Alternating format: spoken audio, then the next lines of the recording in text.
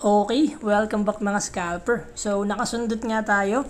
I-explain natin kung paano natin kinuha yung sundot ulit kay NMR using ICT trade price action for higher probability and using the volume. So, first kung makikita nyo, yung gap ulit dito.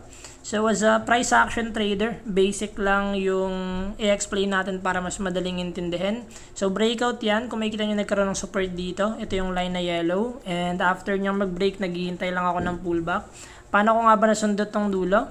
So, beside from gap to, makikita ko to kanina na walang volume. So, meaning, VAP to, which is tinuturo natin sa volume price analysis. And soon, i-explain natin yan. So, nasundot nga natin yung taas na yan since walang volume, expecting na magbababa.